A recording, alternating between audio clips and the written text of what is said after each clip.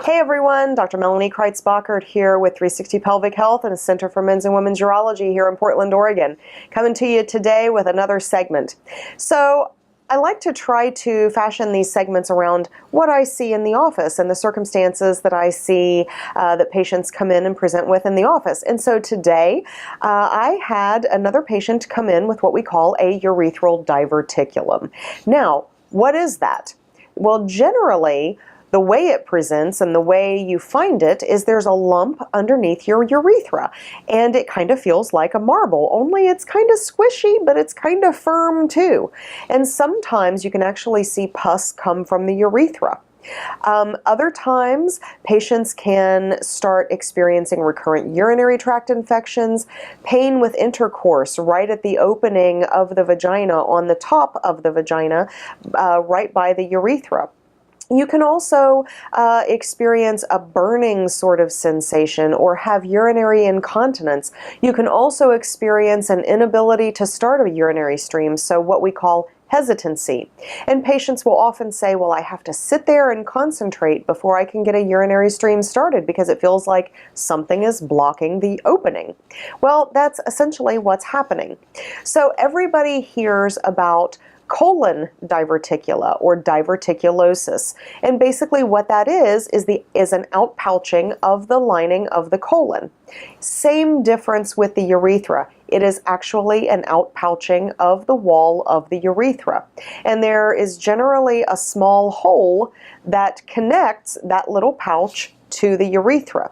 So when the little pouch gets full of pus or urine or whatever collects in there, when that bulge is pushed on, you can see pus expelled from the urethra, or you can experience leakage because urine can collect in there.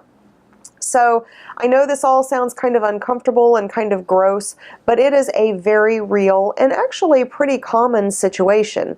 Generally, it's diagnosed with physical exam, meaning you come into the office and we do a vaginal exam to see if that's what you've got. And we oftentimes do imaging studies, much like an MRI of the pelvis, so that we can see what's going on and where the connection to the urethra is located. Now, once you undergo those tests and we know exactly what we're dealing with, there are a couple of things that we'll talk to you about, either leaving it alone or having surgery to remove it. Now, if it's not bothersome to you and you're functioning just fine with it, and it just happens to be what we call an incidental finding in the office, meaning it was found and we just happened to find it by coincidence. If it's not bothering you and it's not causing any problems, then really you don't need to do anything about it. However, you need to be aware that if you don't do anything about it, you certainly can in later years start experiencing those symptoms that we just talked about, at which time then it would probably be a good idea to go ahead and address it surgically.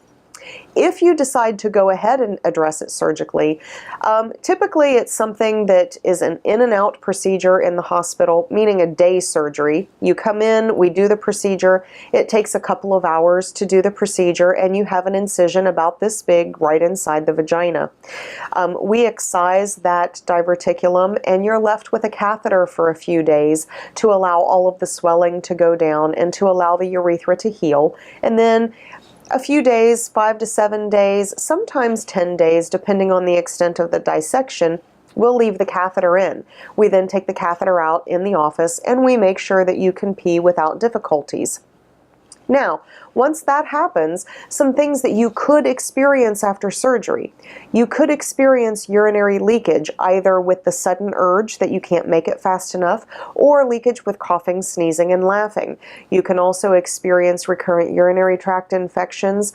You may also experience some discomfort or difficulties trying to pee. These are all things that are very, very treatable, but certainly can happen after surgery. So point being, don't be afraid to have surgery. Generally, what you experience after surgery is very, very fixable. So if you even remotely feel like you have a bulge underneath the urethra, best to get it checked out so that you at least know if you have one or not. And then you can decide, along with your doctor, what the best course of action is for you. So I hope this helps everyone. Continue to send in your emails. I love to answer your questions. If there's anything that you are just dying to know about, certainly send in your questions. Until next time, everyone, have a great day.